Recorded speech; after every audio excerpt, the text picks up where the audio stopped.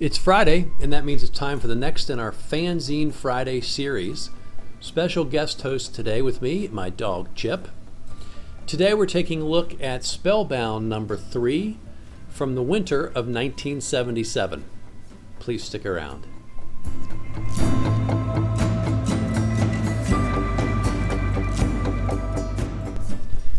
I'm AZ Mountaineer, and this is our channel, Old School Rules, where we celebrate the community of old school gamers and grognards who like classic RPGs, miniatures, magazines, and everything that goes with it. And this is Chip, my dog, who apparently is a big fan of sitting on my lap today. Each week on Fanzine Friday, we take a fanzine from my collection off the shelf. This week, that's Spellbound number 3 from the winter of 1977. This fanzine is produced by Scott Johnson and Andy Mueller. And this is the second of the two that I have. And so we're going to continue one article that was carried over from last episode. And then we're going to take a look at some of the new things that are in this fanzine. Hope you enjoyed today's video. Okay, as we do each week on Fanzine Friday, we take a look at one of the fanzines from my collection. And this week that's Spellbound number 3. These guys are from Stony Brook, New York. And this is a D&D centric fanzine that's put out in 1977. Here's the cover. Again, we've got some great art. This fanzine is heavy stock paper, heavy stock cover, paper folded in half with a couple of staples. And let's take a look here at our artists for the cover. It looks like that's Michael Littlejohn. You'll recall that Michael Littlejohn and Cliff Bird do the art for this particular fanzine. So it's kind of cool. This is a samurai, obviously. Probably would have been more appropriate on issue 2 if they'd had this art at the time, because they had the new character class there. But nonetheless, here's our samurai. Here's the editor's notes. He's talking about their trip to Origins 1977, where they were in a seminar with Tim Kask, who apparently did a lot of talking about people trying to utilize the D&D copyright or intellectual property without consent. And of course TSR was a little bit sore about that at the time.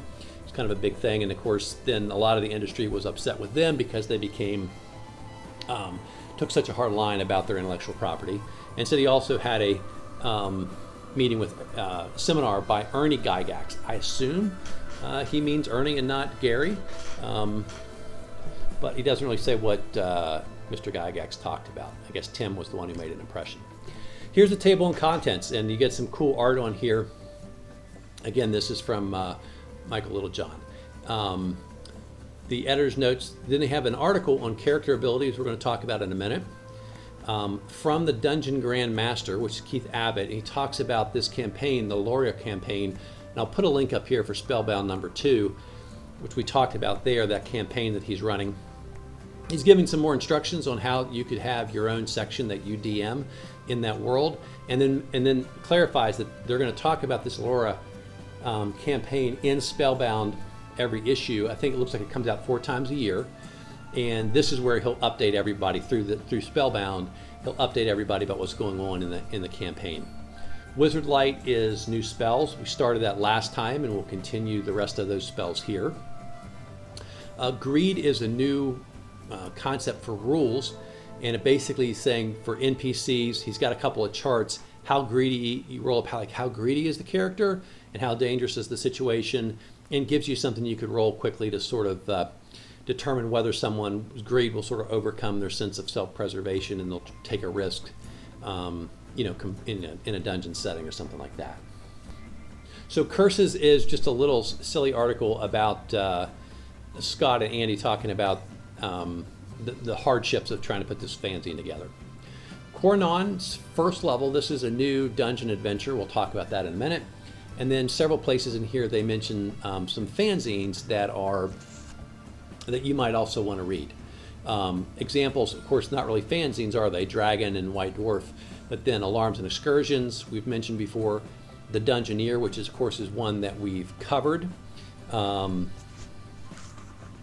talk about Quincy, Quick Quincy Gazette, which is one that Jaquays really liked. Then they talk about Trollcrusher, which we'll do. I have some of those. We'll do those in an upcoming video. The Wild Hunt, which is one that was mentioned also in, I remember in the Dungeoneer, and we have a few of those. The Fantorgn scrolls, which they say are basically stories about Dungeons and Dragons themed fantasy, which I've not been able to find copies of. I wish I could. If you have one out there, my video watchers, Fanzine community members, please let me know, and let's get in touch and figure out a way for me to at least have a look at one of those so I can share that with other people. And then, of course, he mentions his own fanzine, which is Spellbound. Okay, so character abilities is essentially, you might say, special skills or extra abilities that you could get. His concept is you roll a percentage to see how many you get from 1 to 6. They can be negative or positive benefits. And he's got this chart with 155 different skills that you could get. Anything from a +1 on your stats like strength or intelligence to a little bonus about using particular weapons, special bonuses against protecting you from certain types of attacks, extra bonuses like magic spells, and things like night vision or forest lore where you're going to be good in those kind of situations. So it's a clever idea. Clearly at the early stages, a lot of people wanted some additional charts or abilities to flesh out their characters, and we see that later on, right, in AD&D 2nd edition, 2.5, and certainly in 3, where the idea of having lots of skills comes into play. And you can see it's quite an article here. It's very well done, it's very well thought out. If it was something you were interested in, I'd say take a look at this. It's inspired me to think about whether I want to do something like this in my own campaign. Some really good art here once again. And here's another one by, I think it's Cliff Bird, who I learned talking to community members, I think just passed away maybe earlier this year. So unfortunately never had a chance to connect to him personally, but the art is really cool. Again, the woman looks very Frank Frazetta inspired. And then here's Wizard Light, his list of spells. And so I won't repeat the ones I talked about in the video for number 2, even though he put all the spells, he had half the spells in the first one. He's got all of them reprinted here, but I'm just going to talk about the ones that are new. Crud, first level spell, makes someone who's wearing armor become very itchy, and they've got about an hour after which they're going to either have to get the armor off or become very irritable, and the DM is encouraged to make them sort of get into a fight with the first person they see. Ignite, second level spell, lets the magic user just essentially take something that's wooden and set it on fire, whether that's sticks or they say, a wooden door or something like that he could do. Third level spell, Draw, lets him draw a map or symbols on a piece of parchment without the use of ink. And then we go up to the 8th level spells. Rockfall sort of causes a section of ceiling or wall, in particular for a dungeon, to just collapse and fall down, and if it's used strategically over top of enemies, then they tell the DM to decide how much damage should be suffered when a giant piece of rock falls down on top of somebody. Okay, I'm back. Chip had to take a break because he was getting a little too excited there, but he'll be back for the end. So we were saying rockfall, again, causes rocks to fall, and the DM, so this is DM discretion, how much damage the falling rock would cause. A Finger of Flame lets the magic user cast, essentially, they say, like a small breath weapon where a cone of flame shoots from his hand for 5d6 of damage. 9th level spells. A Plane Shift, it says, will mess up with any type of creature that comes from another plane, maybe send them back to another plane, something like that. Destruction, they said, is misnamed. It basically creates a 10 by 10 opening into a portal type space. You can put things in there. The magic user can open that portal back up whenever he wants to go reach in and get that stuff back out. I guess maybe it makes it look like it's gone. And of course, if the portal's closed, it's certainly gone from anybody else's ability to reach it. Fountain just causes a spring of water to come forth from wherever he's pointing nearby. And they say in particular, be aware if you're in a confined space like a dungeon or a room, that water will just continues to flow and it'll start to fill things up. 10th level spells, still not really sure how that works. 10th, and then now we have 11th level spells as well. Age Transfer is probably one of my favorite spells from the entire list. It says it takes a long time to research. You focus on a particular person, and the magic user actually draws out up to 40 years of life from that other person and then transfers it to him or herself. It doesn't say whether you become younger or you just age more slowly or you just basically can live an unnaturally long period of time. I'd probably go with the latter. But kind of a cool spell, probably an evil-tended alignment type spell on account of sealing someone's life force. Tele-enchantment is essentially a charm person over distance. I'm not sure why that's all the way up at 10th level, but it says anybody that you know, right? Because remember how teleport, you can go to locations that you're familiar with.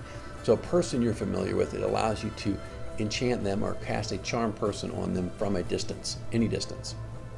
So strategically, that could be pretty useful spell, I'm sure. Soul Snatcher, it says, is the magic user's equivalent of Windwalker. So I guess that's in the rules somewhere else. 11th level, Teleport 2, just teleport with a lot lower chance of having any type of an accident. Because I think it was not uncommon back in the day, people would teleport and they'd roll the dice and they'd end up inside of a rock or something and dead. And Golden Chariot causes a golden chariot pulled by 2 winged horses to appear, and then the magic user can travel very quickly. Here's some more great art. This is Michael Littlejohn again and again. Okay, so in the middle of this fanzine was a great surprise. There's 2 little pieces of paper that are just set inside there, and thank goodness they stuck around when this got to me. Unfold them. You've got this map, which is part of their adventure, and it says been abandoned, so you can just sort of look at it and feel like it'd be a cool place to put some undead or some other, werewolves, were-creatures, maybe, whatever comes to mind. It says it's the original folks who were there and the evil were destroyed, but there's sort of this evil taint, right, to it, so it's more or less left alone by local people. But of course, your adventurers will go right there and snoop around, and they'll find their entrance to what they're calling the level 1 of the dungeon, Quarnoon. And here's the dungeon. It's obviously quite simple. I really like it. Very short and sweet. And they're encouraging readers to design level 2, level 3, level 4, and send those in, and sort of collectively they'll pick the good ones and build up a community. They talk a community dungeon. They talk about how good it would be to let people see how different dungeon masters approach it. They encourage you to make sure you have some good traps and some secret passages in there. But this was another really good idea. There's so many great ideas you get from the early days in this. Here's the rear cover art. This is Cliff Bird again. Okay, that's it for Spellbound number 3. Hope you enjoyed the video. Hope it wasn't too disruptive to have my dog Chip sitting in today. And hope you're enjoying the series. Next week it's going to be something new. And if you've got any ideas or suggestions, of course, please feel free to stick those down in the comments. Hope you're enjoying the series. If you are, please give us a like and subscribe. And if you're already subscribed, which I hope you are, please let a friend know who has similar taste that would like fanzines and this kind of vintage RPG stuff. Encourage them, please, if you would, to subscribe to the channel. As I mentioned, my son has challenged me to try and get as many subscribers as I can by the end of the year.